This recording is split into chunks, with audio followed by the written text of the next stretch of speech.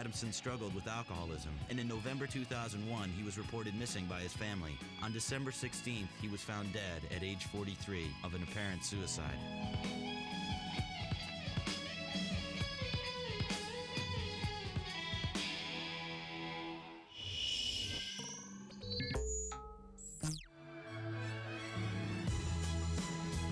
Success was bittersweet for the Verve. The British pop stars hit number 12 in 1998 with their single Bittersweet Symphony, but it marked the beginning of the end for the group. It's a bittersweet symphony that's life. Formed in the late 80s in northern England, the Verve were longtime favorites of the British music press before their breakthrough hit established the group as one of the hottest acts on both sides of the Atlantic. At Rolling Stone, we put him on the cover of the magazine. We were like the future of rock and roll. No change, I can change, I can change. But as Bittersweet Symphony was making waves, it came to light that the song included a sample of a symphonic recording of the Rolling Stones song The Last Time, which the Verve used without permission. Am I supposed to be flattered? You know, being ripped off. You know? The Stones publisher sued for and won 100% of the publishing rights. The Verve had no recourse when the publisher went on to sell the song for use in a Nike commercial. I've smashed a few doors over it, I've done the karate kicks, I've screamed till the veins are coming out of here when I first heard about it.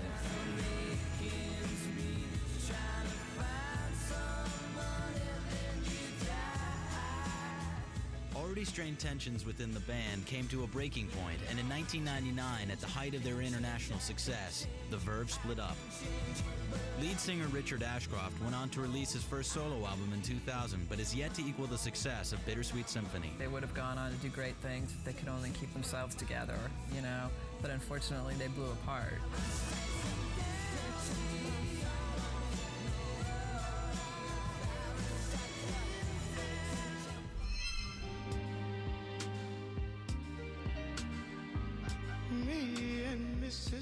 Committing adultery never sounded so sweet as on Billy Paul's 1972 hit, Me and Mrs. Jones. We got a thing going on. Steeped in the Philadelphia jazz scene of the 1950s, Billy Paul got an early start in music.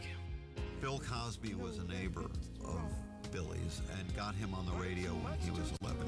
He appeared on stage with Charlie Parker and, you know, really came out of this kind of great black jazz world. We meet every day. Paul began recording jazz on his own in 1959 without commercial success. But once he hooked up with Philly's R&B hitmakers Kenny Gamble and Leon Huff, it was only a matter of time. He has his unique sound in his voice. He just really needed something, some words that would be effective with his sound. And so we were able to do that.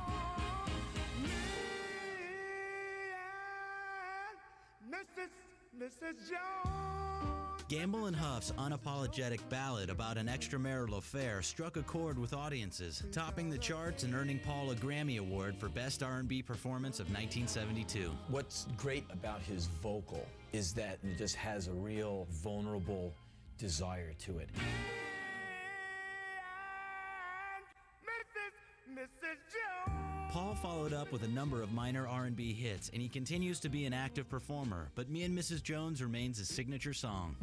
Got a thing going on.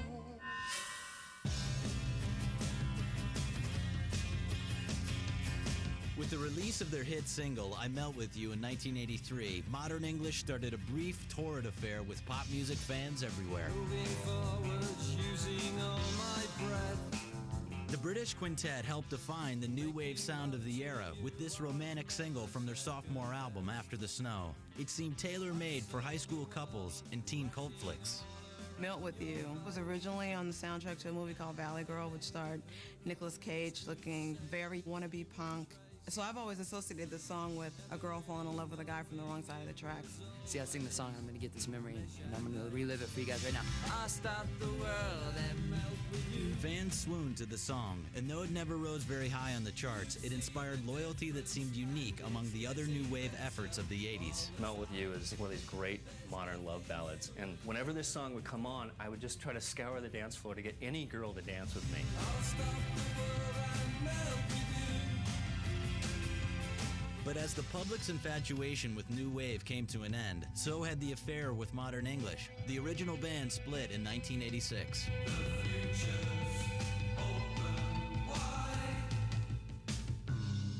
Lead singer Robbie Gray has since reformed Modern English with new lineup. Although the band hasn't yet come up with a teenage love song as enduring as I Melt With You, they continue to release albums and tour.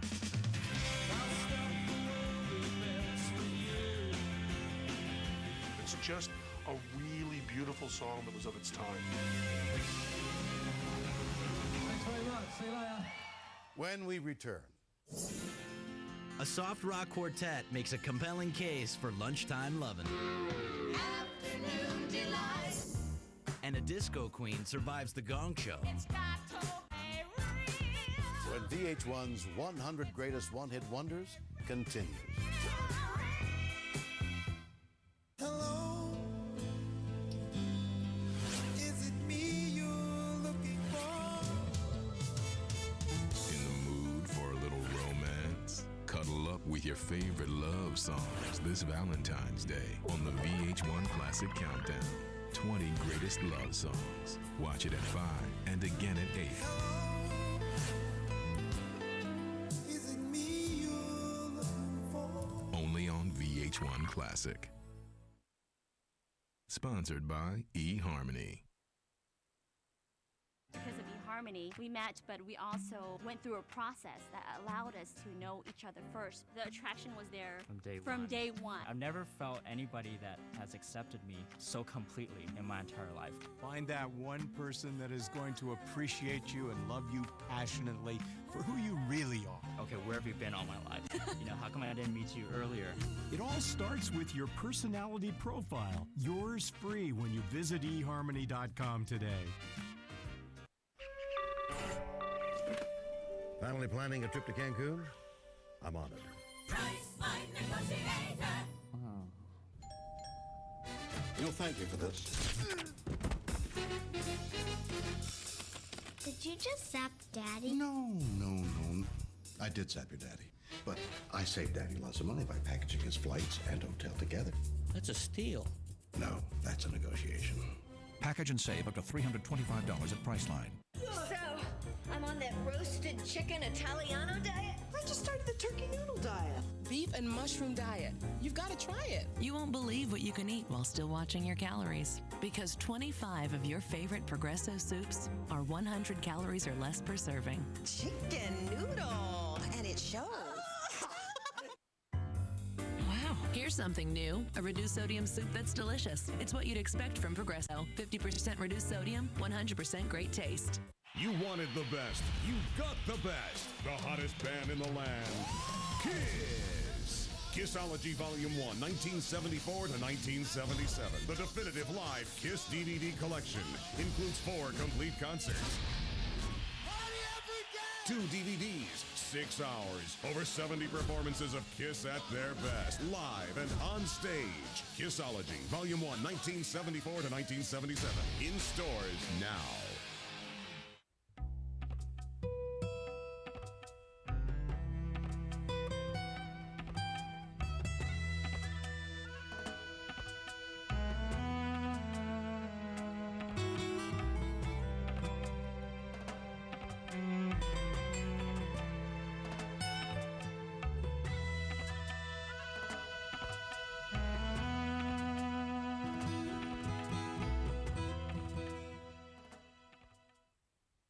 I wrote a song about a girl. I made her up. It was only a song, but I can't get her out of my mind.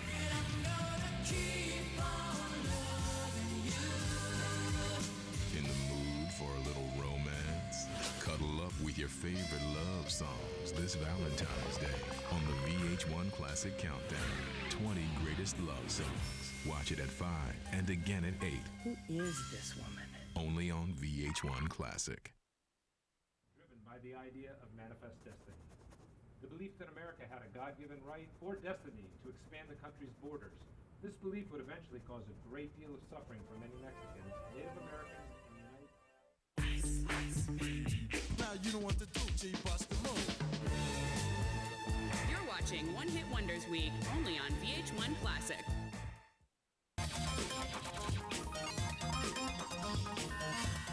The hidden sexual meaning of this next song eluded fans and critics alike for a while, but its catchy power pop hooks didn't need explaining.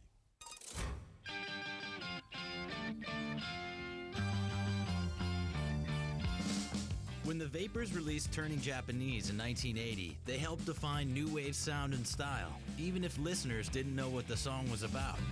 I got your picture of me and you. One of the great records of all time. Had no idea what it meant till a long time after that. Definitely has a sexual connotation to it. The big thing about that song when it came out was that it was about masturbating.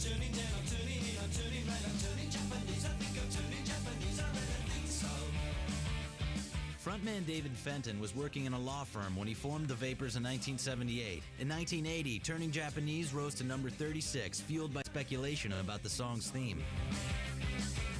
It's a male reference to a facial expression while a man is attempting to give himself pleasure. I just remember driving one night listening to that song, just realizing what it was about, and I almost crashed my car. No sex, no drugs, no wine, no women, no fun, no sin, no you, no wonder it's dark. A year later, the Vapors tried to move away from their new wave persona and made an ambitious second record called Magnets. The album went nowhere, and before long, the Vapors were gone. Turning Japanese, I think I'm turning Japanese, I really think so. After the band split, David Fenton returned to the practice where he specializes in music law. But the infamy of his band's one hit continues to this day. There's a lot of love songs, but, you know, I mean, that's some love that ain't nobody's talking about.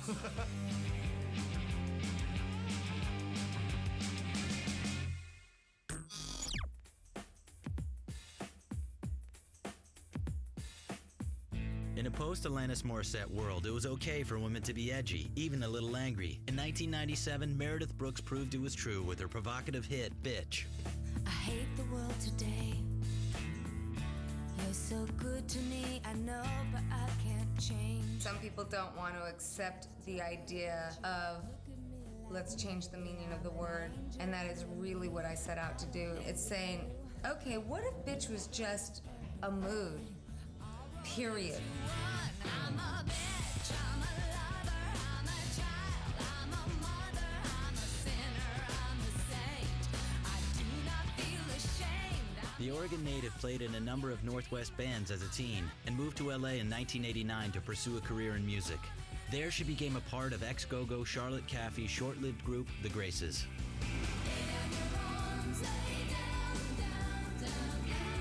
Then came the 90s and the rise of girl-powered pop. Bitch, from Brooks's solo debut, was a monster hit, and the singer embarked on a world tour including the requisite Lilith Fair dates. When that song came out, all the girls in my high school wore like Doc Martens and shirts say I'm a bitch. Obviously, got to where it was because of the very content, you know. I'm a bitch, I'm a this, I'm a that. I'm a bitch, I'm a tease, I'm a goddess on my knees. Unfortunately, Brooks found out that becoming a bitch with a second hit wasn't so easy. Her 1999 album Deconstruction went nowhere on the charts, but the singer isn't giving up. Not that I wouldn't be proud to be known as the girl who's saying bitch if this was the last thing I ever did, believe me.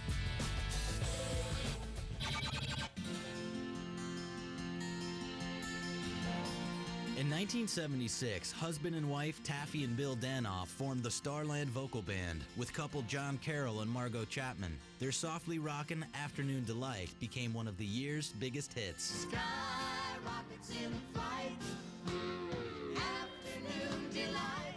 It was this completely filthy song about boning in the afternoon, and it was like, how did Middle America take this song to its heart? But it did. Rubbing sticks and stones together make the sparks ignite, and the thought of rubbing you is getting so exciting. Not only did Afternoon Delight reach the top of the charts, it also earned the Starland Vocal Band 5 Grammy nominations. Starland Vocal Band. We got 2 of the 5 Grammys. One was Best New Artist. So that was basically the kiss of death, and I feel sorry for everyone who's gotten it since. The instant fame also brought the group a TV deal in their short-lived variety show on CBS that is most memorable for featuring a young comedian named David Letterman.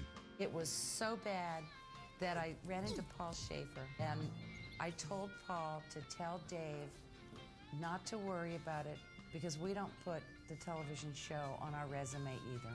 Yes, I can hear sets being clicked off all over this great land of ours. The Starland Vocal Band could never match the success of their first and only hit, and the group called it quits in 1981. Today, the band remains friends, although both couples have split. Afternoon delight.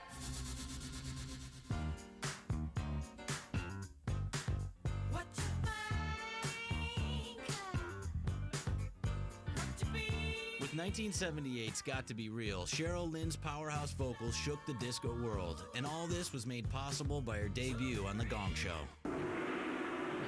Cheryl Lynn.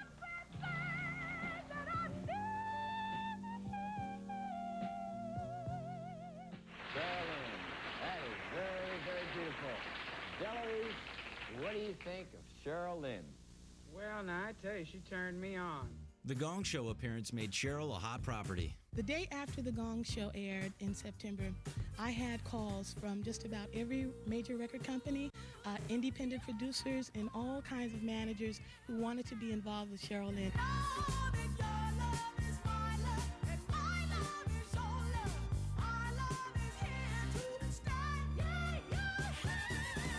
Cheryl signed with Columbia and released Got to Be Real in 1978, a spectacular disco hit that went to number 12. Oh, well, you know, it was just that spot in the song when she would, like, hit this place in her voice when she would sing To Be Real. It's got to be real. Like many dance floor divas, Cheryl's career suffered when disco fell out of fashion. In the 80s, she scored a number of hits on the R&B charts, but none approached the success of Got to Be Real. In the late 90s, Cheryl retired from music in Japan.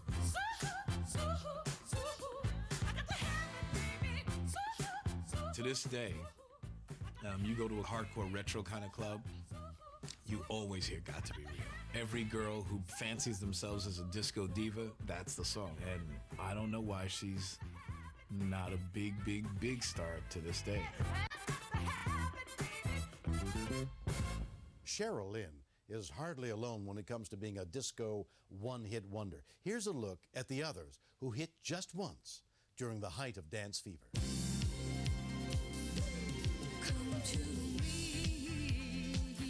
In the late 70s, disco reigned supreme, topping the charts, shaking the dance floor, and giving rise to some of music's greatest one-hit wonders. Disco was more a producer-driven genre than an artist-driven genre. You had a lot of really great voices, for the most part didn't get a chance really to show us what they could do. Said I'd like to know where you got the notion. The first disco one-hit wonder was also the first disco artist with a top 40 hit. In 1974, soul vocal trio The Hughes Corporation made their only chart appearance with Rock the Boat.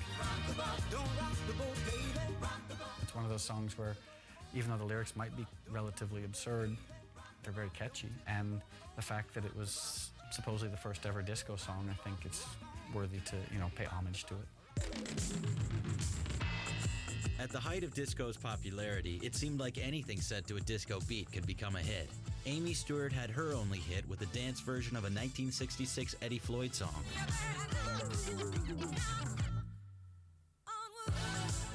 And Walter Murphy's lone chart topper was a disco take on Beethoven's Fifth. There seemed to be no shortage of ways of getting people onto the dance floor. Everyone had a cool disco song to put out. Especially with Ring My Bell, that stood out for me.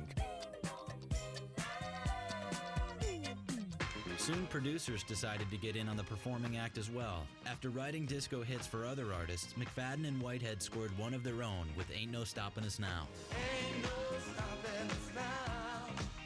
We got the groove. We're putting gas in all these rocket ships, watching them shoot to the moon. What about us?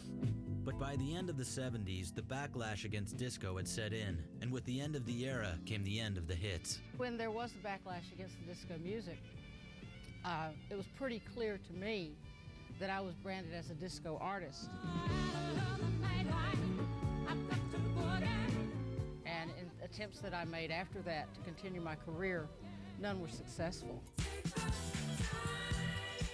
Although singers of the disco one-hits have long since disappeared, the songs haven't and can still be heard in dance clubs to this day. Still to come. A surprise hit from a punk pioneer. And free financial advice from a one-hit rapper. Just make sure you have an accountant and a good lawyer. But first, which one-hit wonder directed a film that was nominated for a Best Picture Academy Award in 2001? The answer when we return.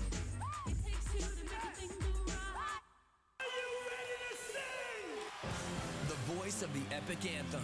His shows are rock operas. The man, the myth, the meat. Meatloaf in concert. The Bat Out of Hell 3 Seize the Night Tour. And check out his latest album, Bat Out of Hell 3, The Monster is Loose. In stores now. Go to VH1Classic.com for the latest info, tour dates, artist bios, and more. Meatloaf in concert. Presented by VH1 Classic. 1-800-CONTACTS is the world's largest contact lens store. With 20 million contacts in stock and 100,000 shipped every day. You'll get delivery right away. Call 1-800-CONTACTS. We deliver, you save.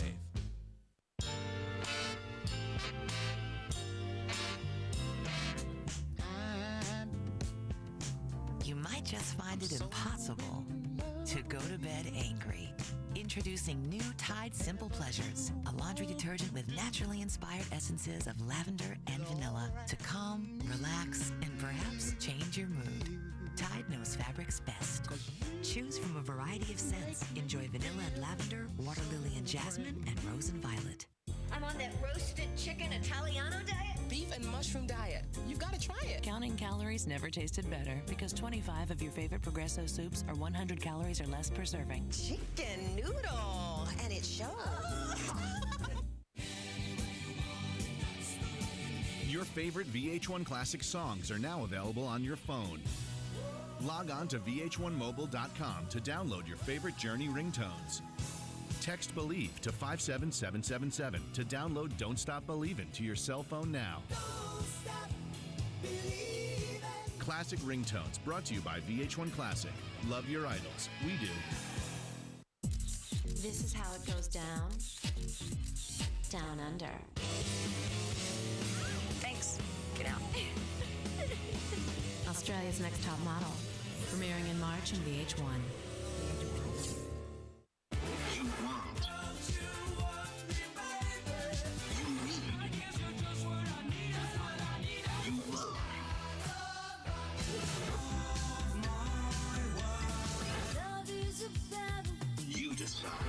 VH1 Classic All Request Hour, every weekday at 4. Send your requests to VH1 Classic Requests at VH1.com. All your favorite music videos. Hello, the request line. Only on VH1 Classic.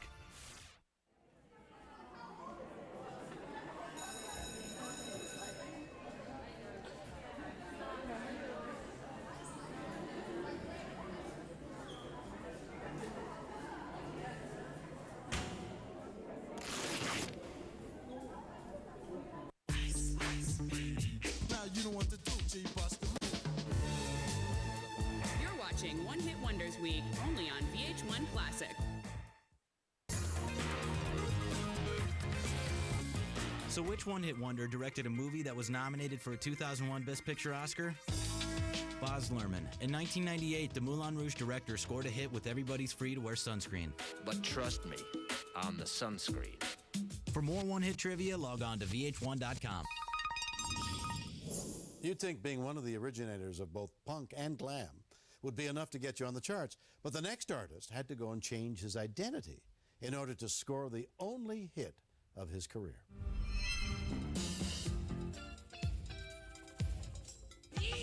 In 1987, Buster Poindexter set dance floors on fire with his surprise hit, Hot, Hot, Hot.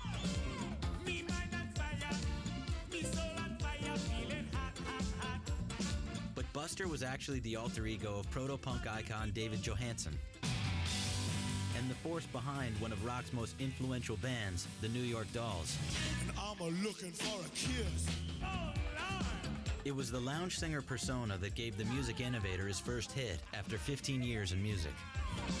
See people rocking, hear people chanting, feeling hot, hot, hot. I try to remember him back when he was in a dress on stage, looking like Mick Jagger's illegitimate son. I always try to put those two things together, and they don't quite gel. With his band, the Banshees in Blue, Poindexter's popularity grew, and the Pompadoured Swingers' lively cover of an obscure 1984 soca hit became an all-time limbo classic.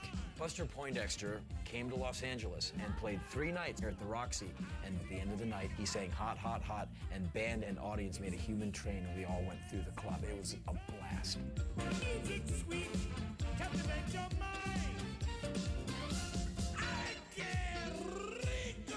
The punk pioneer entered yet another phase of his career in 2000 with the release of the roots-influenced David Johansen and the Harry Smiths. Though the music chameleon has moved on artistically, he could never fully put Buster to rest. There's a side of me that takes himself very seriously, and Buster is not one of them. The message is, let's have fun, okay?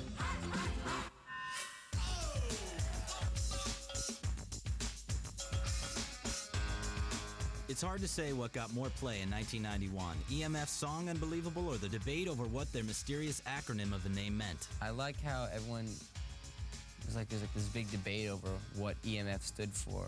What does all this mean? What are all these letters?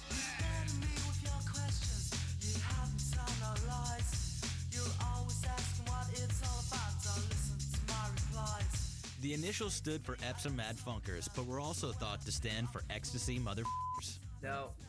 Mad Funkers, or That's what it was. That's what it used to be, Epsom Mad Funkers, Yeah. Long story, but that's what it used to be. But because it wouldn't fit on a poster, cut it down. we cut it down the EMF. You're unbelievable. Formed in Cinderford, England in 1989, the guys were all veterans of the local music scene. After a handful of gigs, they were signed to a major label. Soon after, the quintet scored a worldwide hit with their infectious single, Unbelievable. EMF's Unbelievable, I think, is noteworthy because it's the only pop hit that I know of that has a Andrew Dice Clay voice sample on it. The group released more albums, but they didn't sell, and EMF split in 1995 after being dropped from their label. In 2001, they reunited for a UK tour in support of their greatest hits package. You're unbelievable. In January of 2002, bassist Zach Foley was found dead at age 31. While the cause of his death is unclear, the other members of EMF carry on with their various music projects. You're unbelievable. In 1974, Seasons in the Sun was a #1 hit for Canadian singer Terry Jacks. Sad. Sad, sad, sad. That song always makes me cry, Seasons in the Sun. The sentimental single stayed on the U.S. charts for over 3 months and became an unforgettable AM classic. Goodbye to you, my trusted friend. We've known each other since we were 9 or 10.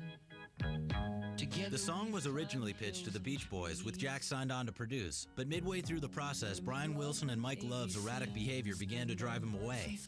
I was having a nervous breakdown because Brian was trying to get a hold of the tape all the time, and Mike Love was on a watermelon fast, and there was horror scenes going on all over the place. we had joy, we had fun, we had seasons in the sun, but the hills that we climbed were just seasons out of time. Jax took his song and left to record it himself. Within weeks, Seasons in the Sun was huge, but he refused to take it on the road.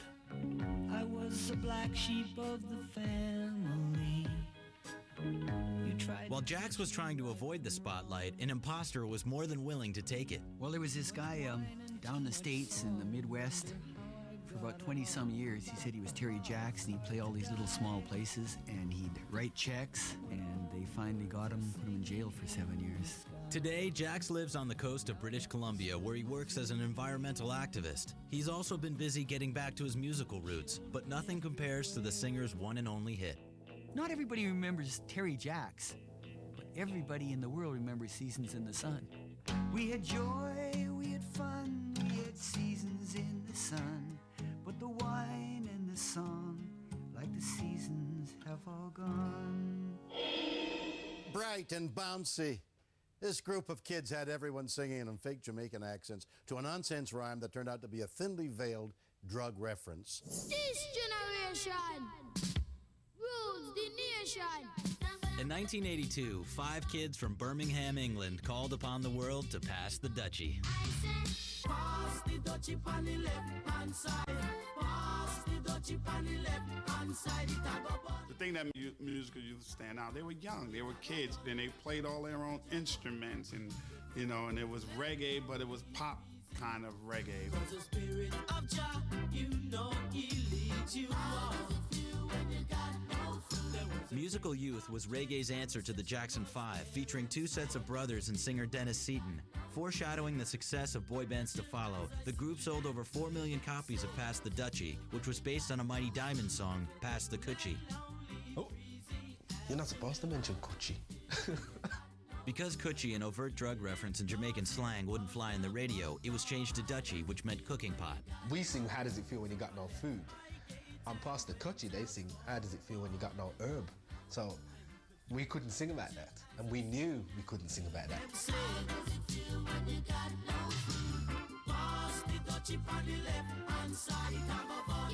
The group disbanded in 1985 when singer Seaton went on to form reggae band XMY.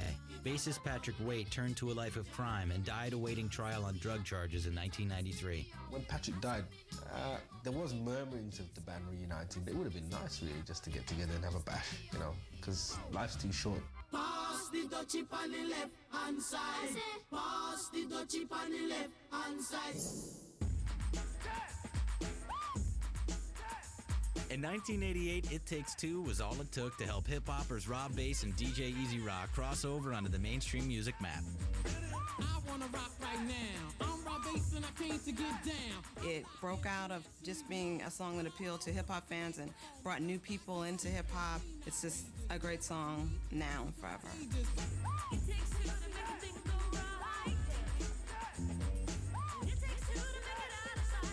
The single barely cracked the top 40, but massive club play and street buzz helped the tune eventually go platinum. The reason why it's still going now is because of the dance club. You can still play it at any club, and it'll still get people out there and do their thing. I'm on a mission, you better just listen. The pair combined dance beats and rap to forge a sample-heavy style called hip house, but they paid a heavy price. It Takes Two contained an unlicensed sample of James Brown backup singer Lynn Collins. The duo settled with the Brown Camp in 1988. After a failed follow-up a year later, Rob Bass and DJ Easy Rock split up. I stand alone, don't need anyone. These days, their retro 80s sound is alive and well. And because of bad luck and bad management early in their careers, the veteran hip-hoppers have gained a priceless amount of knowledge to share with anyone thinking about getting in the biz. Hopefully in the future we can have our own label and try to guide some of these artists the right way, the way that we should have been. Just make sure you have an accountant and a good lawyer. And even if you got a good lawyer, hire another lawyer to watch that lawyer.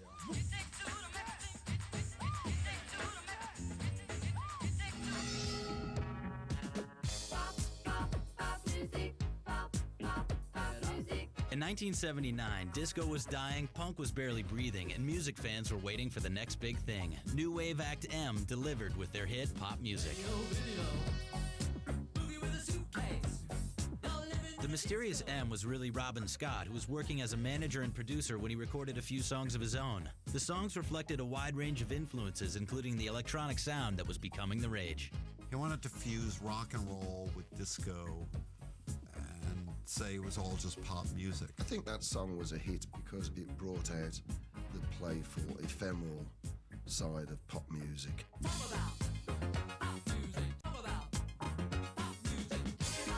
Following Pop Music, M recorded 2 more albums without a chart hit. But in 1997, pop music reached a new audience when U2 opened each show of their Pop Mart tour with a remix of the song.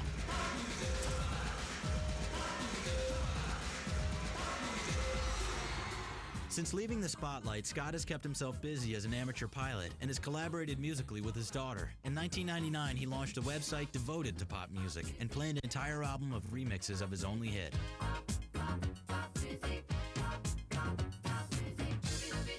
I say, you know, better to have been there than not have been there at all.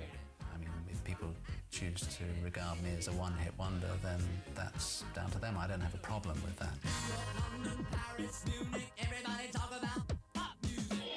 When we return, Baby talk makes it big. And one of rock's tough chicks shows her soft side. When VH1's 100 Greatest One-Hit Wonders continues. On the next Fame Games. Let's see if you have the panache to win over a live audience. The Fame Gamers must perform. Ron's our opening act, and he choked on his own wiener. That was so humiliating. But not everyone plays by the rules. I'm calling for disqualification. He ruined it for us. The Surreal Life Fame Games. It's a fight to the famousest. This is how it's done. An all-new episode this Sunday at 9, only on VH1. For more surreal footage, go to vspot at vh1.com.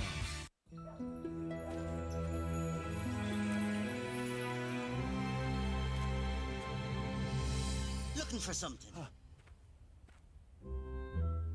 Where's the gold? I got tired of people taking it. So I got a Visa check card. And if this gets stolen, I'm not liable for any fraudulent charges. And I get all that money back. Give me it. No. Give me the card. No. Oh, look, a unicorn. The Visa check card. Safer, better money. Life takes Visa.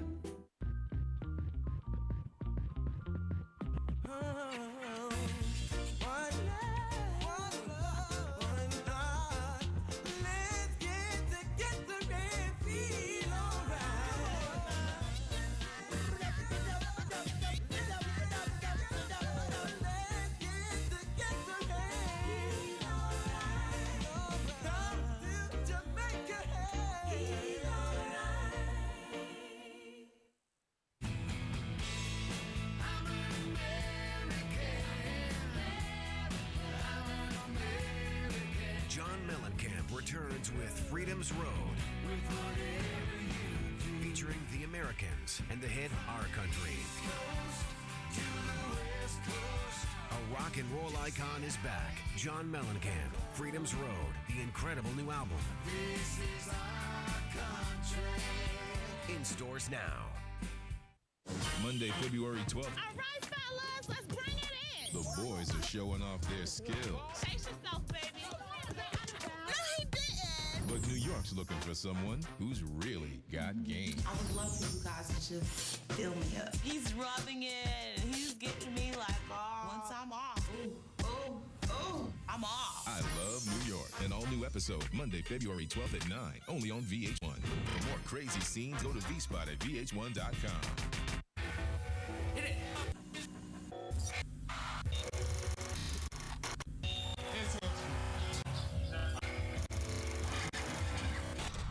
Classic in concert. The best bands, the best performances caught on film. Real, raw, right here, every Friday at 9, only on VH1 Classic.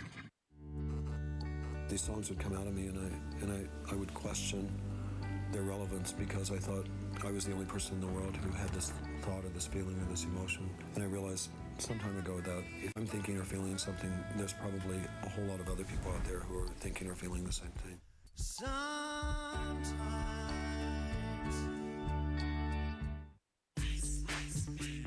now you don't want to do G bust the move. You're watching One Hit Wonders Week, only on VH1 Classic. For a deeper look at the 100 greatest one wonders, go to the show's area at vh1.com. Take our quiz and vote for your favorite one-hit wonder. Hey, just a few more songs left in this hour of VH1's countdown of music's greatest one-hit wonders. What's cooler, having a worldwide hit single or playing a love scene with the Fonz? There's only one person who can really tell you, and here she is.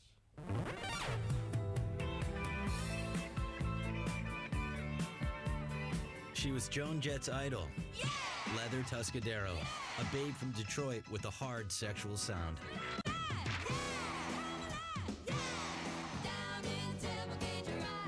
She was so badass. It's funny that her hit in the U.S.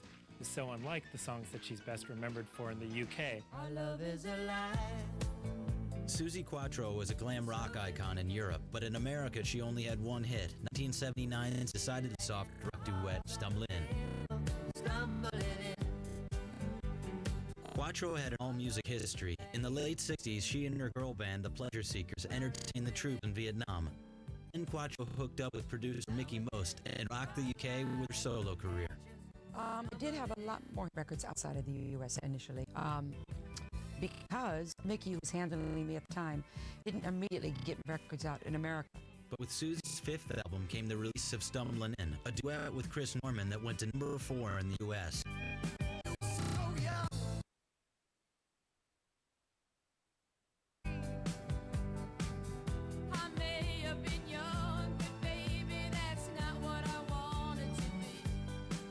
Making it in America was very important to me to show my family what I could do, and having that Stumbling In the charts was great. And the Happy Days was a big thrill. In 1977, Quatro portrayed the fictional rock star Leather Tuscadero on Happy Days. I know you're gonna be terrifioso on the road. Although Quatro's U.S. career peaked in the 70s, she has continued working abroad, recording, acting, even hosting a radio show in the UK, where she's still recognized as a female rock hero. Women didn't really have a place in rock and roll until I kicked the door down, and it had to be kicked down.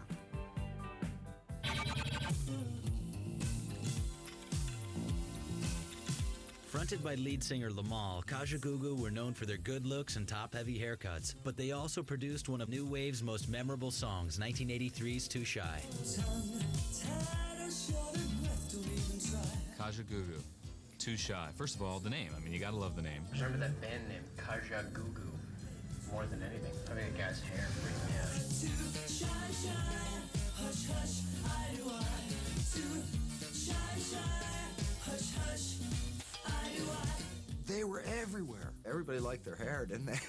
It just never really made sense to me. It's like, wow, well, if you're so shy, you know, your hair is certainly attracting a lot of attention there. The band wasn't too shy to fire Lamal, who went solo in 1984. Hey, girl, move a little closer. Lamal's solo career yielded one hit, the theme song to the movie Never Ending Story. The remaining members of Kajagoogoo changed their name to the more grown-up Kaja before breaking up in 1985.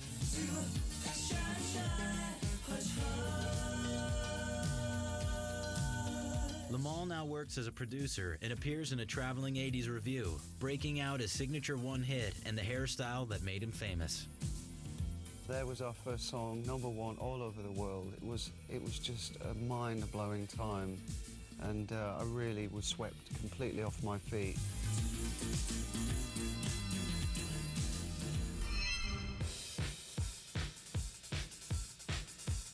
On the heels of disco's demise, the cult favorite band of geeks known as Devo hacked into the public mind with their 1980 hit Whip It.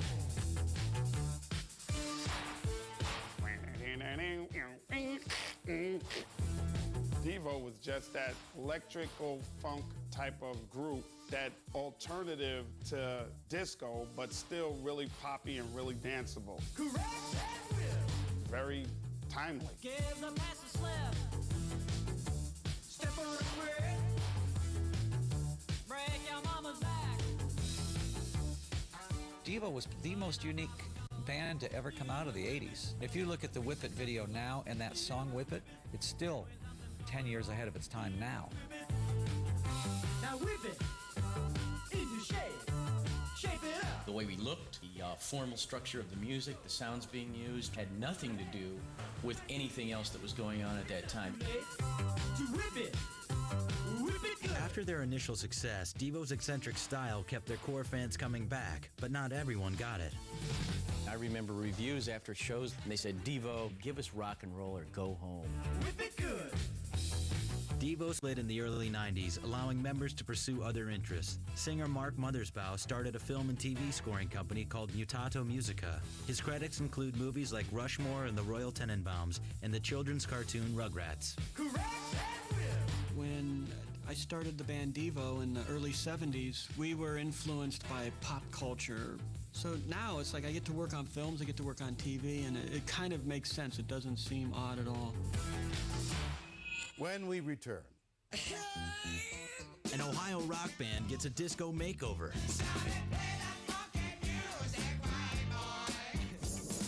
And a chance meeting with the synthesizer changes music forever. When VH1's 100 Greatest One-Hit Wonders continues. Now you know what to do, G, bust the move. In a big country, would walk 500 miles. Feel the noise. I'll stop the world and melt with you. People in the party, hot, hot, hot. A week of hits from the artists that only had one. The record sells, which makes this one a hit. VH1 Classic presents One Hit Wonders Week. All this week, VH1 Classic's One Hit Wonders Week. Love your idols. We do.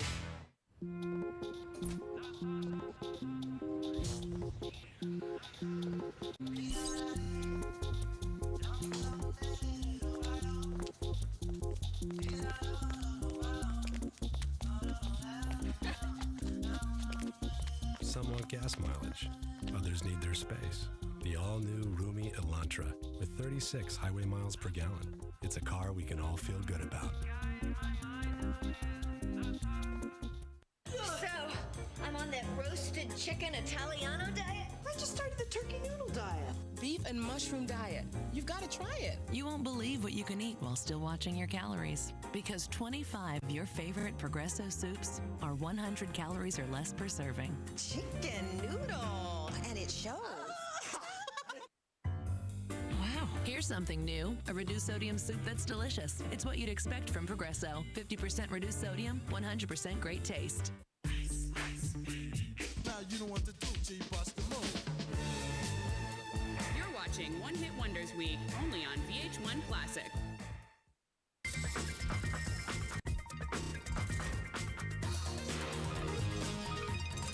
This next song offered a unique glimpse into English pub culture and made everyone who heard it want to pogo up and down and shout. Plus, it made it okay to say pissing on TV. Now that's progress. Pissing the night away.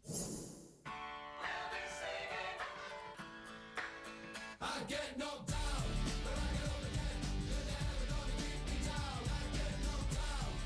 In 1997, grubby English band Chumbawamba ripped open the American pop charts with their Rebel Yell single, Tub Thumping.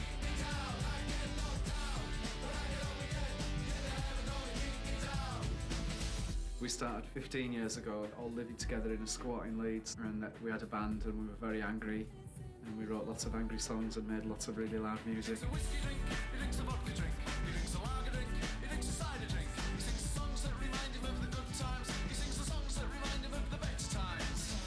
The band spent over a decade condemning the conservative, attacking authority, and giving the finger to fame.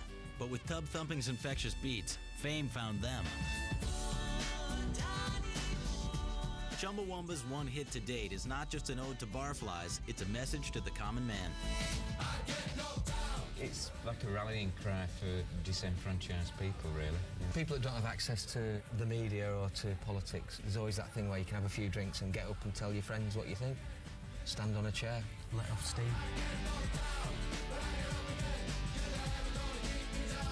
After their wave of success, the band returned to their old anti-establishment tricks.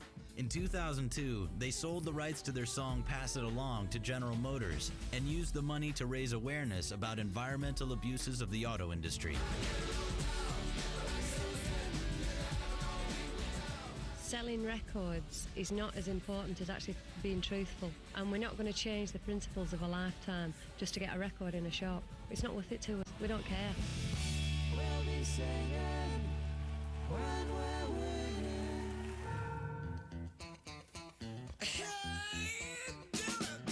After being heckled by one too many dance-hungry patrons, a group of rockers called Wild Cherry discovered disco, and in 1976 wrote their only hit. We would play our usual sets, which was like rock dance stuff, but there was some black people in the audience, and they would come up and start kidding us and saying, "You white boys going to play any funky music?"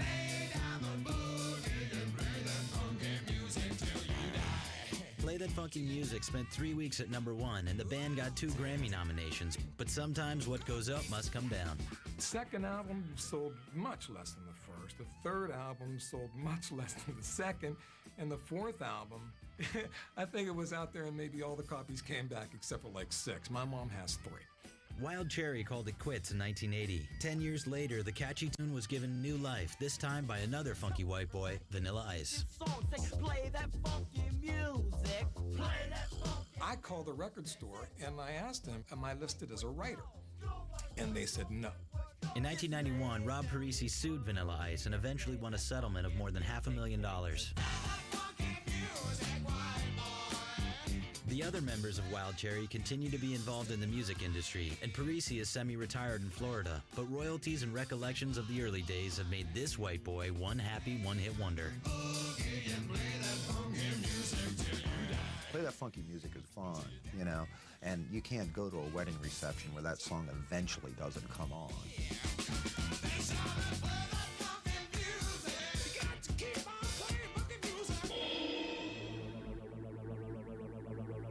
I went to a studio to make a punk album, and somebody had left behind a synthesizer from the session before. And for me, it was, you know, one of those major moments. That major moment drove Gary Newman straight to techno-pop superstardom in 1980 with the release of his smash synth single, Cars. Here in my car, I feel safest of all. I can lock on my doors. It's the only way to live in cars. Originally performing with his band Two Way Army, Gary hit it big in England with his first Machine Music single, Our Friends Electric. But it wasn't until Gary struck out on his own and released The Pleasure Principle with the electro-pop classic Cars that he achieved international success. He was all synthesizers all the time, and the song Cars was pretty much about becoming a human synthesizer. And it was cold and distant and unfeeling, and yet it was indescribably sexy and intense and rocking. It was phenomenal. Here in my car, na na na na na na na na na na na. Oh, nothing seems right And Cars. It's so pretty. Despite Gary's pioneering sound work and icon status in England, he was unable to repeat the success of Cars, and eventually his career slowed down altogether. Becoming famous was so much easier than staying famous. So he took to the skies, becoming a top stunt pilot. here in my car. I can only receive. I can listen to you. It keeps me stable for days in cars. Today, Gary continues to perform, release albums, and influence and inspire many of music's biggest artists. They call me the godfather of techno now, and I didn't even like it. Tick-tock, tick-tock, tick-tock. The hits keep falling one by one off the countdown. We've reached number 20, but we'll pick that up in the next and final hour of VH1's 100 Greatest One-Hit Wonders of All Time. Can your heart stand it? I'm William Shatner saying, for God's sake, man, come back. 26 classic albums available on DVD now. This is rock and roll. You're not a jazzer. Go behind the scenes with the artists and producers to find out how some of rock's greatest albums became a reality. I'm all right, Jack. Keep your hands off of my stack. You know, than it was based on, you know, this innovative musician. Classic album DVDs are available now at Walmart and Sam's Club. Brought to you by Priceline.com. No one deals like we do. A 4-star hotel in Chicago? I'm on it. Got a guy, needs a deal on a room. It's $200 a night. Sometimes doing the wrong thing can feel so right. Close your eyes. We both know you got empty rooms up there. Well, I guess I could do $99 a night. You're so naughty. Save up to half off on hotels at Priceline.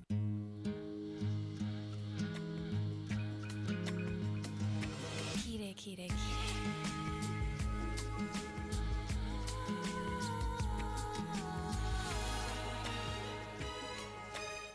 Chemistry. It's the force that makes relationships exciting and passionate. The chemistry was absolutely phenomenal. With eHarmony, we got compatibility and we have chemistry. Experience chemistry based on true compatibility. eHarmony.com. I told you to come alone. I did. And who were they? Oh, that's my network. In case I should have to call someone. Really? You get service out here? That's amazing, because I'm always doing business out here, and I gotta tell you, it's a crapshoot. You guys work down by the docks? Your wireless network makes all the difference. So switch to America's most reliable. Buy one Moto radio razor for just $49.99 and get a second one free.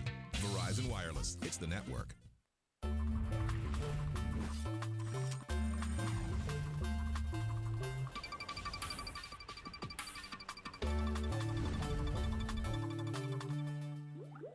You know, there's no other feeling like it. The sense of freedom and power while cruising on an iron horse. You know, iron horse is a hip nickname for a motorcycle. Now, just imagine owning a one-of-a-kind, custom-made motorcycle autographed by the members of two of the biggest rock bands of the last 25 years, with a portion of the proceeds benefiting a great cause. Well, now's your chance, because VH1 Classic has teamed up with Arlen Ness Motorcycles and the members of Def Leppard and Journey to create the ultimate riding experience for the motorcycle enthusiast. And it all benefits Cure Autism Now, an incredible organization which continues to raise awareness and make strides in autism research. Go online right now to vh1auctions.com and bid on the ultimate rock and roll machine. Your chance to live a dream while benefiting a great cause, Cure Autism Now. In fact, motorcycle designer Corey Ness said, and I quote, "This bike not only rocks, it rolls. Someone's going to own a piece of history." Journey guitarist Neil Schon adds, "The motorcycle is one badass, wicked mean bike with all the frills and the best parts that money can buy. A lucky fan will own this bad boy in just a few weeks, and best of all, the money is going to Cure Autism Now." Def Leppard singer Joe Elliott said, quote, "I concur with Neil that this is not just a bike, but an absolute work of art. And some lucky person is going to own this bike, and I will forever be jealous of the fact that it won't be me. But I will take some comfort in the knowledge that the money we raise will be going to such a worthy cause." The bidding is started, but you have until February 11th, because that's when this once-in-a-lifetime auction promptly ends and the winning bid is announced.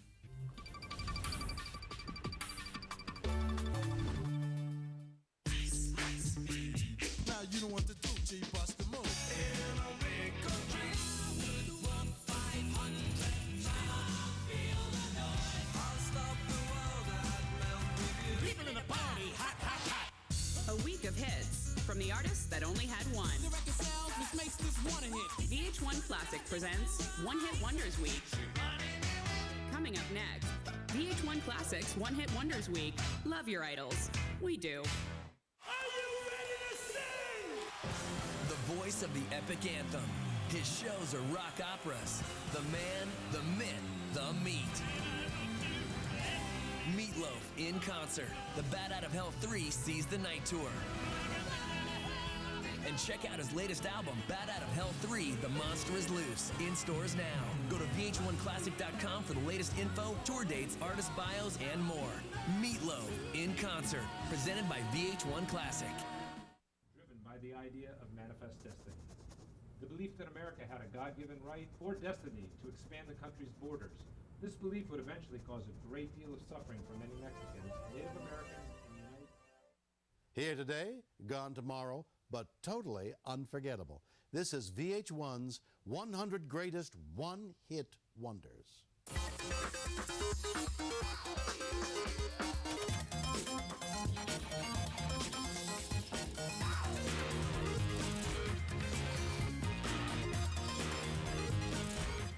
This is the fifth and final hour, exploring the strange and invigorating landscape we call VH1's 100 Greatest One-Hit Wonders. I'm William Shatner at Rhino Records in Los Angeles. There are just 20 songs ahead, so let's begin.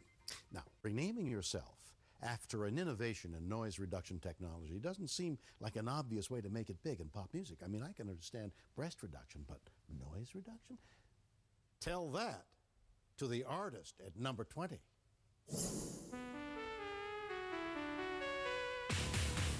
In 1983, Thomas Dolby struck a blow for computer geeks everywhere with the pioneering sounds of his hit single, She Blinded Me with Science.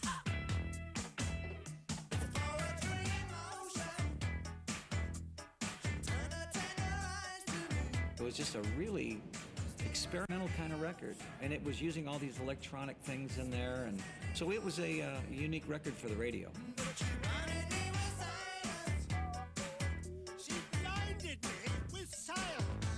In the early 80s, Dolby worked as a session musician and wrote songs for Lena Lovitch and Houdini. But he also made his own techie music, and in 1983 released the quirky tribute to Robot Romance with a video that demanded MTV airplay.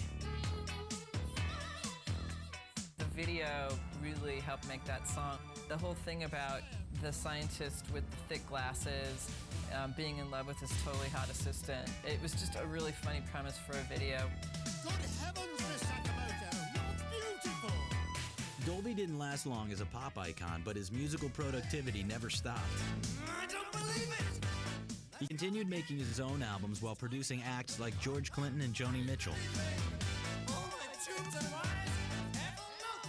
Then in the 90s, Dolby broke new technological ground again, turning his energies towards interactive music. I believe he's developed some amazing new computer software. He's blinding us with science now.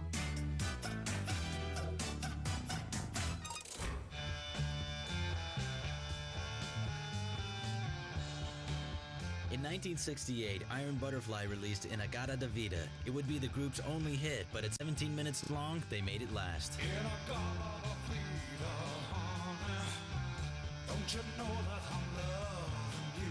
That was in the time when I guess people would take drugs and can listen to a half-hour song. It gets you. The song's mysterious title was the result of the intoxicated lead singer's inability to pronounce In the Garden of Eden.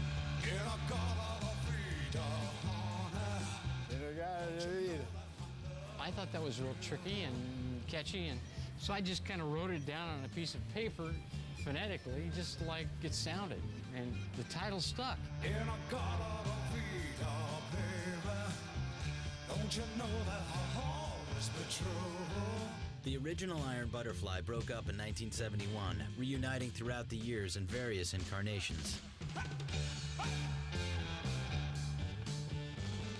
Since its release, the group's signature song has appeared in countless movies and TV shows, securing its status as the epitome of psychedelic excess. Inagata da Vida, I mean, they say it's a classic, and by golly, let it be a classic.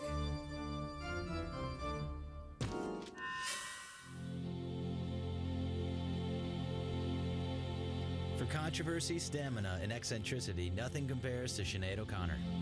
It's been 7 hours and 50 days. Her 1987 debut made her a rock idol among critics and college students.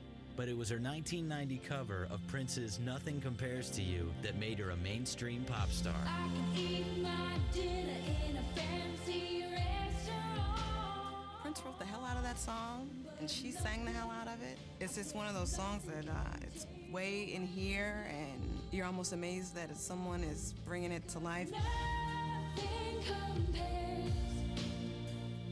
Nothing compares to you. O'Connor also demonstrated a talent for making enemies. She publicly professed sympathy for the IRA and created an uproar when she refused to sing in New Jersey if the national anthem were played. I know that living with you, baby, was sometimes hard. Things only got worse. In 1992, she tore up a picture of the Pope on Saturday Night Live, and fans had had enough. I think it was a genius thing to do. It's not understood yet necessarily by everybody. 2 weeks later, she was booed off stage when she appeared at a Bob Dylan tribute concert. Tell me, baby, where did I go wrong? Since then, O'Connor has released 3 more albums. Although she has never had another hit, she has influenced a whole generation of rockers, and her brazenness has inspired as many people as it has offended. I don't want to offend people or cause trouble, I never have. But my feeling for the things that I believe is so strong that I cannot sleep until I express it, and I don't care if I die because of it. Nothing compares to you. Now, calling Sinead a one-hit wonder may sound like blasphemy, but she's not the only major artist to have just one hit to their name. As a matter of fact, you may be shocked to see who else falls into that category.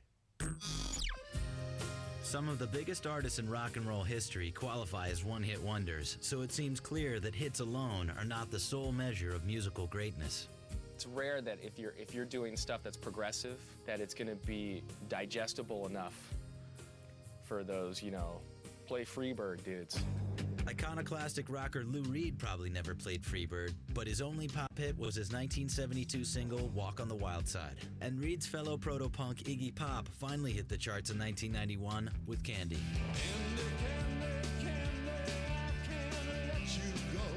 Another punk pioneer with just one hit is singer Patti Smith, whose Because the Night went to number 13 in 1978. Despite the long, strange trip of the Grateful Dead, their only hit was 1987's Touch of Grey, which cracked the top 10. Randy Newman is one of the most prolific and acclaimed musicians of his generation. He's an Academy Award-winning songwriter, and he has the respect of millions of fans. But his only hit? Short People went to number 2 in 1978. But rock's biggest star, who was a one-hit wonder?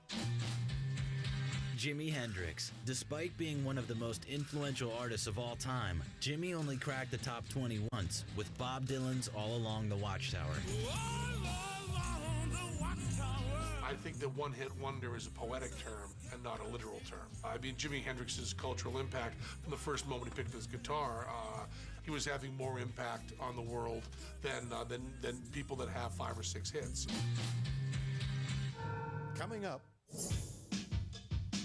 An anthem of teenage frustration causes an awful lot of trouble. And a song that popped the cork on this thing called rap. When VH1's 100 Greatest One-Hit Wonders continues. You want.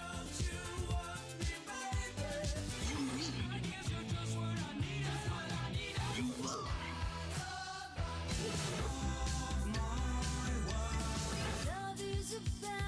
You decide. VH1 Classic All Request Hour. Every weekday at 4.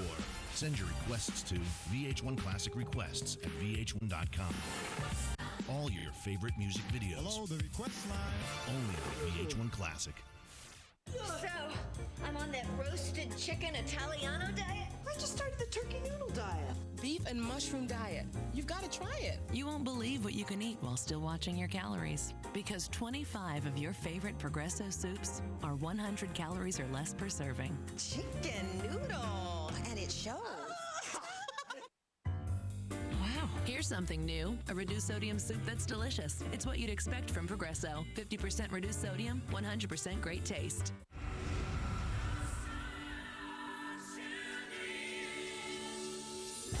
Experience giddy uppings. Explore precision steerology. Embrace safety all-overness. Introducing a new kind of crossover vehicle, the highly enlightened Kia Rondo. Welcome to Rondoism.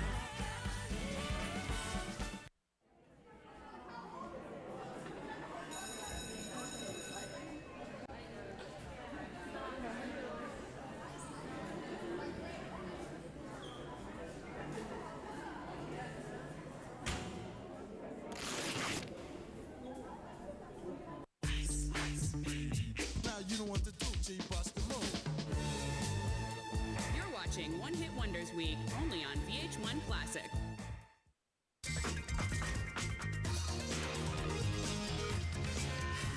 Up next is a hair band that became an 80s symbol of trashy, balls-out pop metal and censorship.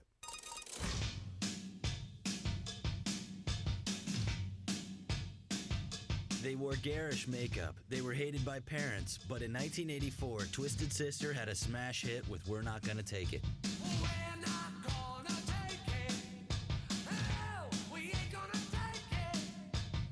They were among the first bands after New York Dolls to like dress up like chicks, but they were heavy duty. They'd beat the crap out of you.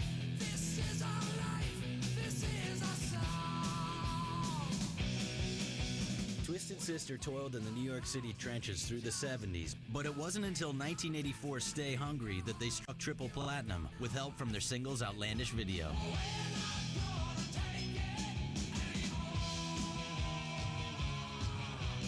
When MTV was born, they needed visual bands.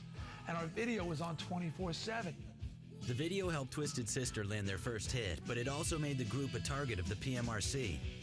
What does SMF stand for when it's spelled out? It stands for the Sick Mother Friends of Twisted Sister. When they invited me to Washington, they really thought they had grabbed the poster child for heavy metal. They didn't know that I spoke English fluently.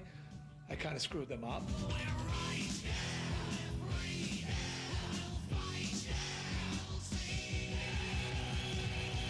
Snyder's testimony was praised, but Twisted Sister didn't fare as well.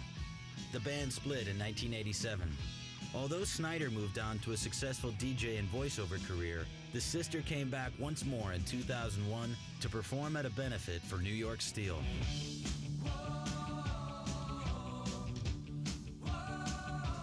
Twisted Sister were rock and roll giants. That song just strikes a chord with everybody.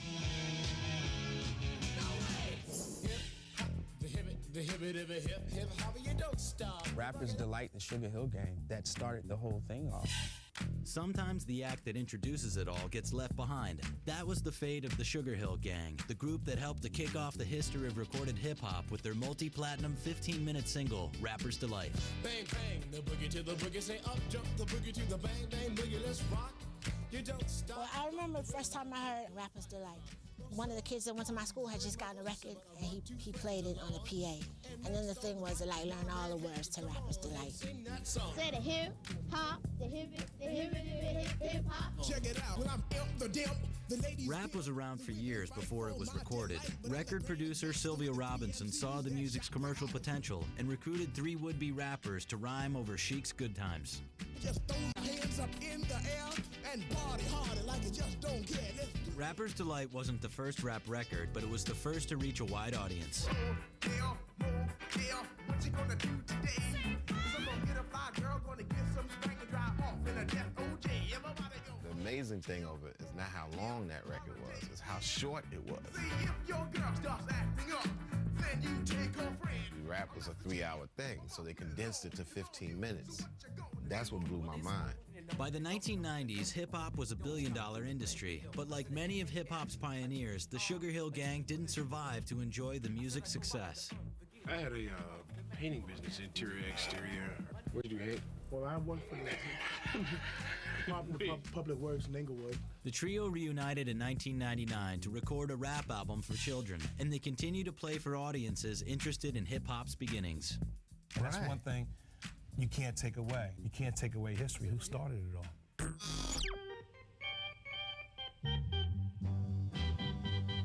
He legally changed his name to a punctuation mark. He never removes his sunglasses. He's guided by his belief in the paranormal, and he's the force behind one of garage rock's greatest songs, Question Mark and the Mysterians' 96 Tears.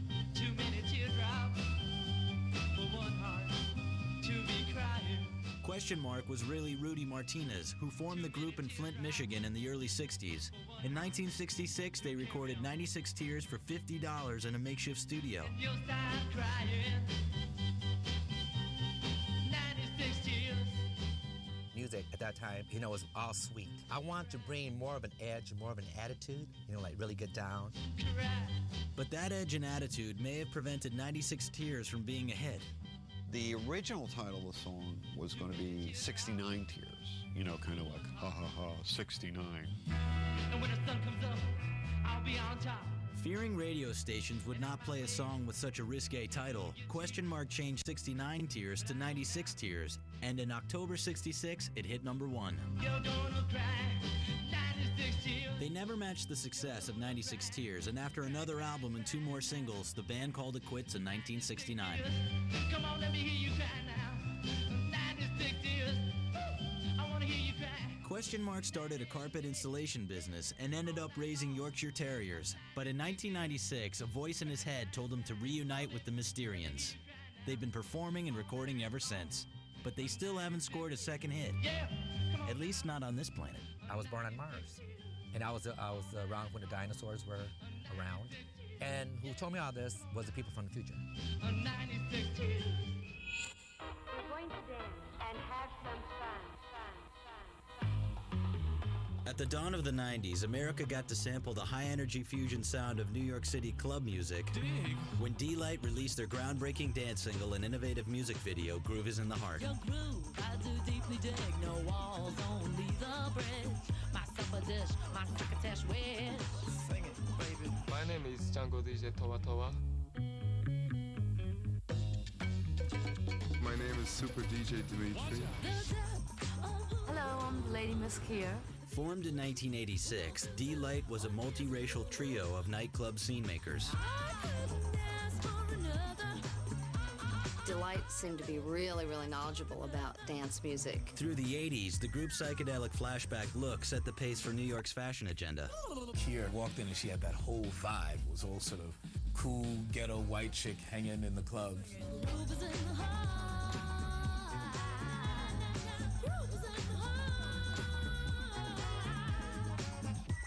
In 1990, D-Light's infectious techno-funk song, Groove is in the Heart, rose up the pop charts with help from guest musicians Q-Tip and funk pioneers Maceo Parker and Bootsy Collins. The groovy. With their two follow-up albums, D-Light attempted a more serious political tone, but their music received little attention outside of dance clubs. The band split in 1996. Today, all three members have moved on to solo DJ careers, staying true to the dance music they helped push to the forefront of pop. This band definitely were the people who sort of ushered in the era of the club DJ as a musician. This was the beginning of that whole movement that now is commonplace. Still to come. A brash, trashy tale from the backside. I like big butts and I cannot lie. But first, which artist had their only hit before entering kindergarten? The answer when we return. Baby got back. Are you ready to sing? The voice of the epic anthem. His shows are rock operas. The man, the myth, the meat. Meatloaf in concert. The Bat Out of Hell 3 sees the night tour.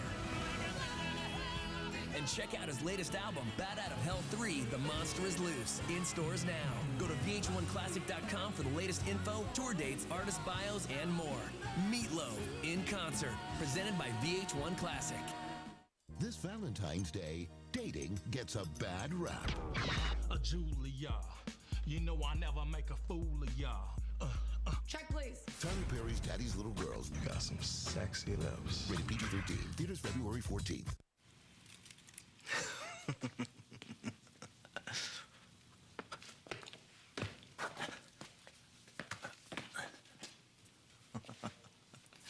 I can't wait till my ex-girlfriend sees this. Now dig this, baby.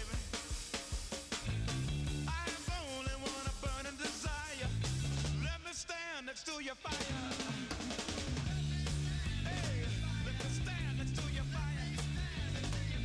Whoa, let me stand, baby. Introducing Moto Crazer Fire, exclusively from Verizon Wireless. Fully equipped and ready to rock. Listen here, baby.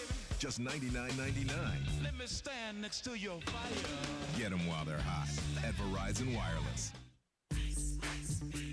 Now you don't want to do G-Bust the move.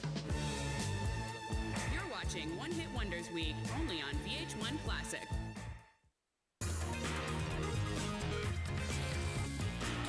We asked which artist had his only hit while still in diapers. The answer, French pop sensation Jordi. He scored an international hit before his 5th birthday with 1993's C'est dur être bébé. or It's Tough to Be a Baby. Je m'appelle Jordi et 4 ans et je suis petit. For more one-hit trivia, log on to VH1.com.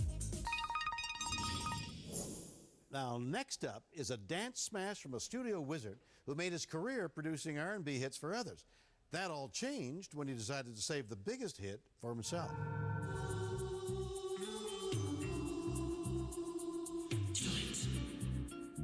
Van McCoy was already a successful producer and arranger when his instrumental The Hustle sparked a nationwide phenomenon. The Hustle the dance preceded The Hustle the song. McCoy heard about a new dance that was bringing people together and becoming popular in the clubs. In the discotheques, people seem to gravitate to one another. I mean, the hustle, I think, was born of that. People began to dance together.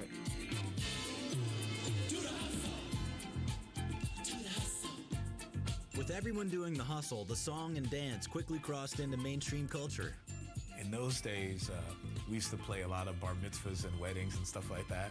And every old lady in the joint was asking, us to show them how to do the hustle. Can you show me how to do the Latin hustle now? And maybe the tango hustle? I was like, oh, man.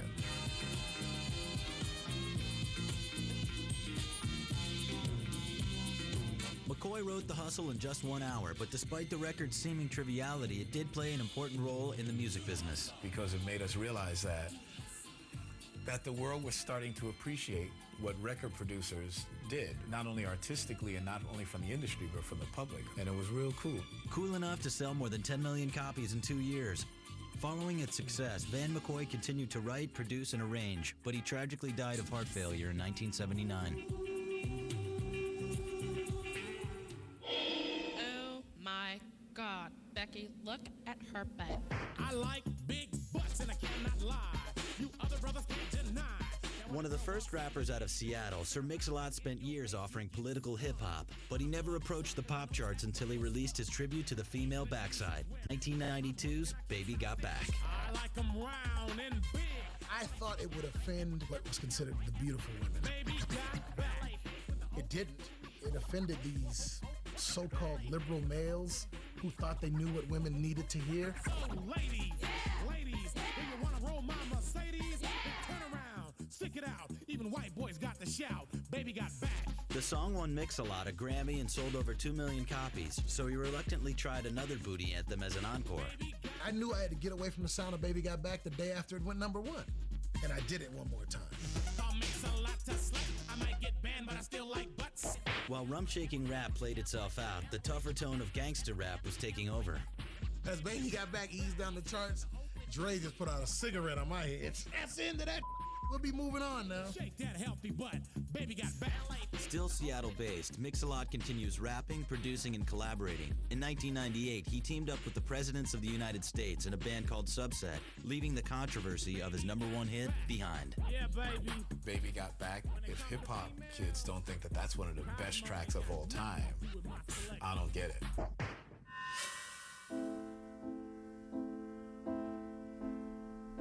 So many nights I'd sit by my window. She did it only once, but when Debbie Boone hit #1 in 1977, she wouldn't let go. You Light Up My Life stayed at the top for 10 long weeks. So many dreams. I think people were really ready. I think they were ready for something just positive and nice. Debbie's clean-cut father, Pat Boone, crooned through the 50s, and in the late 60s, Debbie and her sisters joined him singing Christian songs.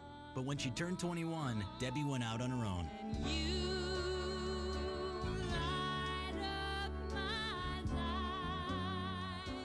You Light Up My Life has got to be one of the sappiest tunes. Written by Jingle King Joe Brooks, You Light Up My Life was a soundtrack single for a Didi Khan film, but the song quickly outshone the movie, selling more than 5 million copies and sweeping the 77 Grammys. The best new artist is Debbie Boone.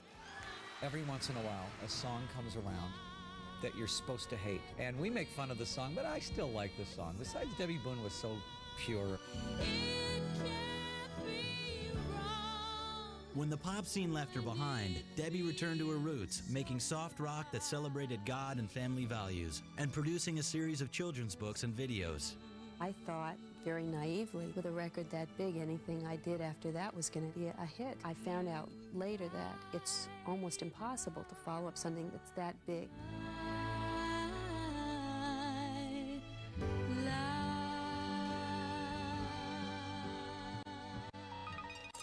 We've been through 90 of the 100 greatest one-hit wonders, and we start the top 10.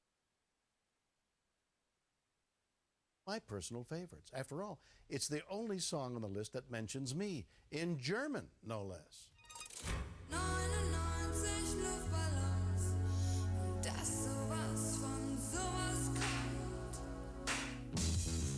It was a protest song, in German, about balloons. An unlikely hit for Nena, but somehow the song took off. 99 Love Balloons, I liked it. I like the video and the whole nine. Gabriella Kerner called herself and her group Nena, and in 1984 their song 99 Luftballons reached number 2 on the charts.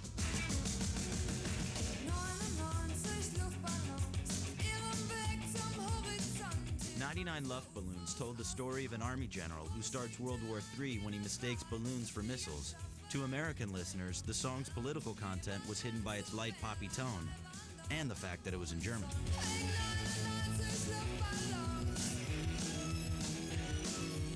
I liked it, but I don't know what they're talking. I know they're talking about balloons. I never got past more of it than that. It was one of those weird things where it's so big and so happening in their own country that they find a way to export it to the rest of the world. And it just shows you the power of a great little hooky melody.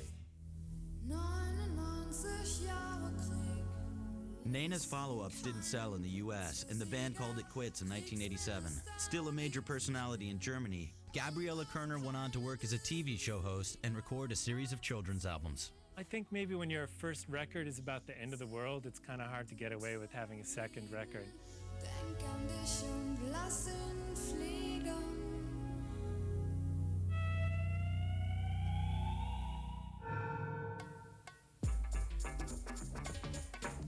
Before Ricky Martin, before Mark Anthony, there was Gerardo, swiveling his hips to a Spanglish hit, Rico Suave.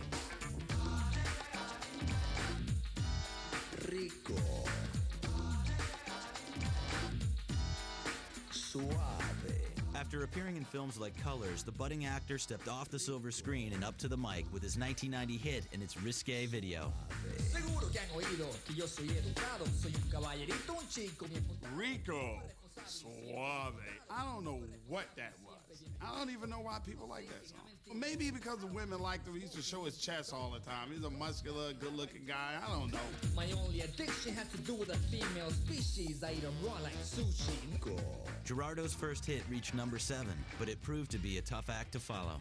I did a second album with Interscope that did one of these triple flips and then flopped. I took it to the extreme, and it was like, all right, enough already, all right? Okay, we know about the girls, we know about that. I should have took it somewhere else, but hey. Well, it's 10 o'clock and I'm 2 hours late.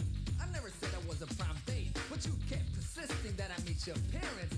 They're gonna love my appearance. In 1998, Gerardo put his shirt back on and got a chance to sign other Suave stars like Enrique Iglesias when he joined Interscope Records' dance department, a job he didn't have to hide from his daughters. Rico. I want to be a good example for him. It's funny because once in a while they'll watch, pop-up video or something like that, and then, it comes out, I'm like, oh, then I gotta explain, Daddy's just joking. Daddy's just joking. These are all jokes, baby. Suave.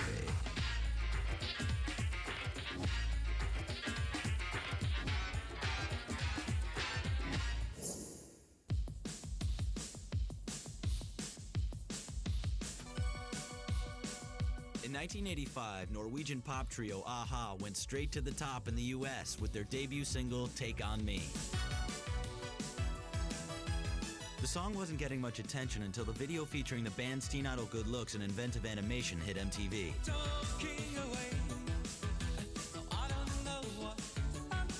I think the video totally drove the success of the song, and it looked at the time very modern and very breakthrough. It's just so cutting edge. It seemed to be storyboards, and then you could jump into and then come back out of them.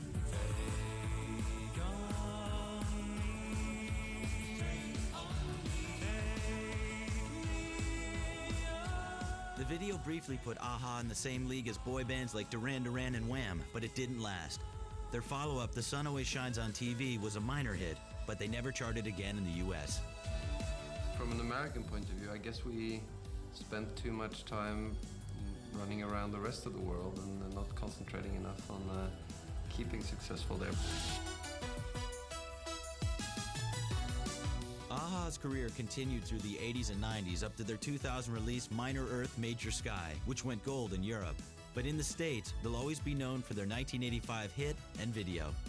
Altogether, it was very 80s, melodramatic, and just kind of like that, high, wavering 80s guy voice. So it was just perfect for the time.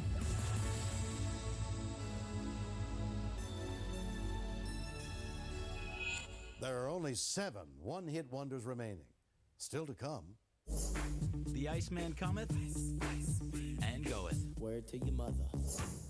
And a cheerleader chant tops the charts. Next on VH1's 100 Greatest One-Hit Wonders. I wrote a song about a girl. I made her up. It was only a song, but I can't get her out of my mind.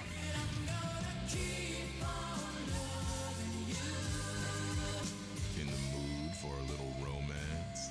Cuddle up with your favorite love songs this Valentine's Day on the VH1 Classic Countdown. 20 Greatest Love Songs. Watch it at 5 and again at 8. Who is this woman? Only on VH1 Classic. You've always wanted to know who's on Match.com, and we want you to know it's okay to look. We guarantee if you don't find someone special within 6 months, we'll give you 6 months free. It's only at the all-new Match.com. What happens here stays here? I think not. I'm Vic Wonder, the Vegas visionary. I'm a licensed psychic. I can see everything that happens, even in Vegas. So come to me with what you are seeking, and I will seek at the end. Oh, and it's free.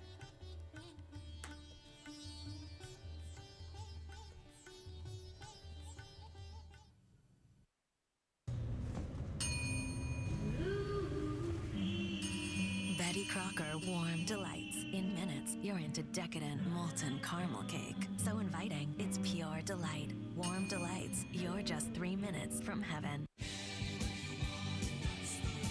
Your favorite VH1 Classic songs are now available on your phone. Log on to VH1Mobile.com to download your favorite Journey ringtones. Text Believe to 57777 to download Don't Stop Believin' to your cell phone now. Classic ringtones brought to you by VH1 Classic. Love your idols. We do.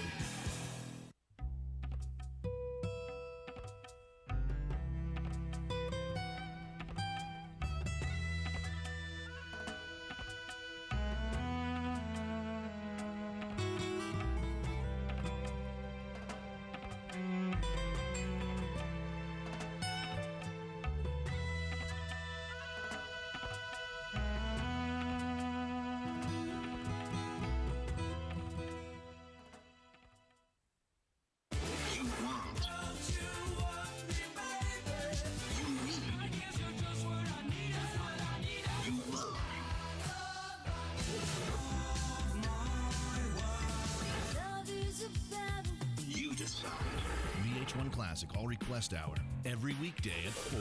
Send your requests to VH1 Classic Requests at VH1.com. All your favorite music videos. Hello, the request line. Only on VH1 Classic.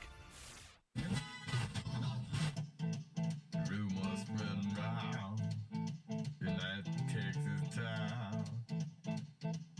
Right there, shack outside the game. And you know what I'm talking about. Just let me know if you wanna go to that home out on the range.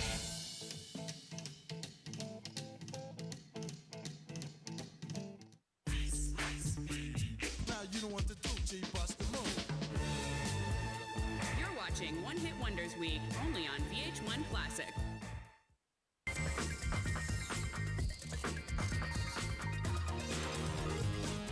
What do you think are the greatest one-hit wonders of all time? Go to the show's area at VH1.com and post your own list. It's like a tale from classical Greek tragedy, sort of. A white rapper striving for acceptance from his peers has a hit of epic proportions. But try as he might, he can't escape the demon of credibility and ends up a punchline in the hip-hop world.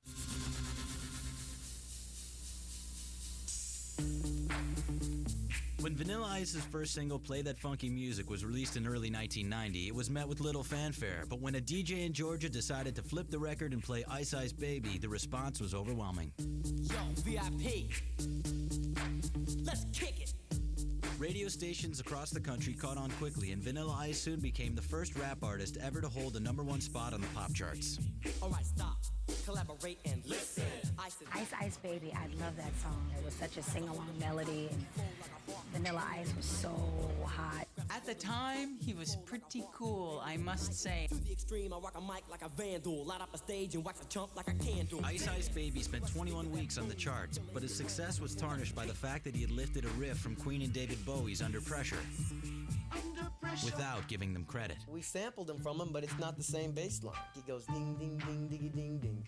Ding, ding, ding, diggy, ding, ding. That's the way theirs goes. Ours goes ding, ding, ding, diggy, ding, ding. Ding, ding, ding, ding, diggy, ding, ding. That little bitty change. It's not the same. As a white rapper, Ice had little credibility to begin with. I've seen the inner city. I'm from the inner city. I see it all. But when it was revealed that he had lied about his gangster past, the jury was in. Ice was a fraud. If there was a problem, yo, I'll solve it. Check out the hook while DJ revolves it. Finally, the backlash got to him, and Ice left the business amid rumors of a violent conflict with notorious record executive Suge Knight. Yo, man, let's get out of here. Word to your mother. In 1999, Ice returned to MTV to retire his video and his old image once and for all. No vanilla. Just hold it there. Vanilla. Okay. He now lives in Miami with his wife and daughter and continues to record music in a slightly different vein.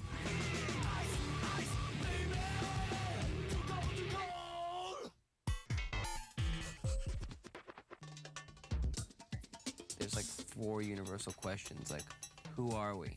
Do you believe in God? Do you love me? And who let the dogs out? Who let the dogs out? Who let the dogs out? Who Let the Dogs Out was the runaway pop phenomenon that seemed to come out of nowhere, but the Baja Men had been around since the 1970s. But the party was nice, the party was pumping. Purveyors of a West African dance style known as Junkanoo, the Bahamian group had been together for over 20 years before adding some younger members to their lineup and recording a remake of a Caribbean song called Doggy. At first, Who Let the Dogs Out was ignored by radio, but it started to catch fire in the summer of 2000 when it was played at a Seattle Mariners game.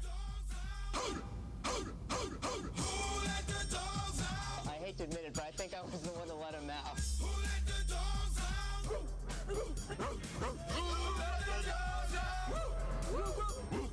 Every once in a while, a song comes along that connects up with sports. When you can do that, you've got a monster hit.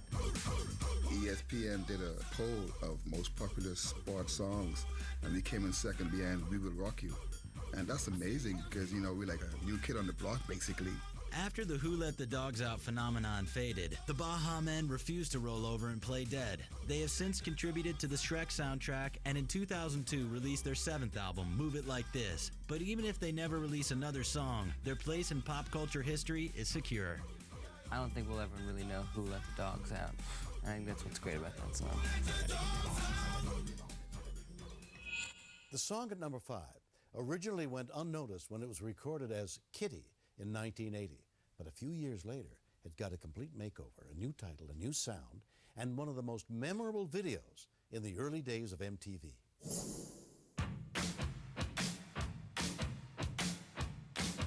In 1982, Toni Basil used a young visual medium to conquer the charts with her infectious cheerleading chant, Mickey.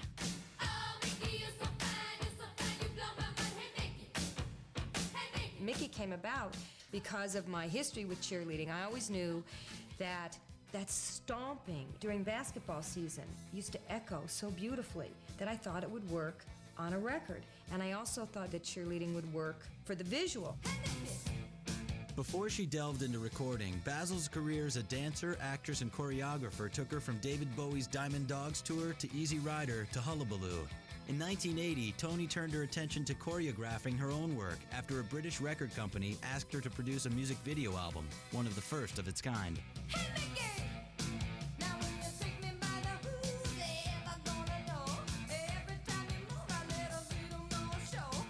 My videos were number 14 on the charts before my singles became on the charts. And from my music video, my song Mickey went to number 1. So it was really the visual that made the difference. And then it went to number 1 in Australia, and then here, and then I did it in Spanish, and it was number 1 in Mexico.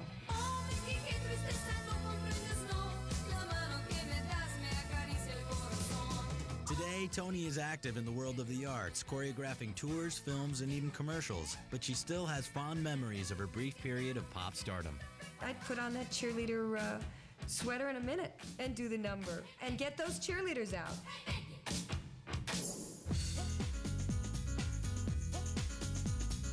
It was a notion we could all relate to. Being just so sexy, it hurts. I'm too sexy for my love, too sexy for my love, love's going to leave me. Well, at least we could all laugh about it when a couple of buff brothers and their pal took the sarcastic boast to the top of the charts in 1992. I remember one memorable scene where he's singing and he lifts up his arms like that and somebody rips off his t-shirt. He just kept singing like he didn't notice, and then it was like, Pecs ahoy! I'm too sexy for your party, too sexy for your party, the way I'm disco dancing. Right Said Fred was formed by Sussex natives Richard and Fred Fairbrass with guitarist Rob Manzoli in 1990. The Fairbrass brothers, who managed a gym, came up with the idea for I'm Too Sexy from all the male posing and attitude they saw on a daily basis. The song has nothing to do with sex, it's to do with attitude and an inner belief that you actually probably are too sexy. I'm too sexy for my car, too sexy for my car, too sexy by far. It may have been a big campy joke, but their success wasn't. The song soon took on a life of its own and was used in fashion shows, commercials, and everyday conversation. Everybody used it. It was one of those great catchphrases. I'm too sexy for my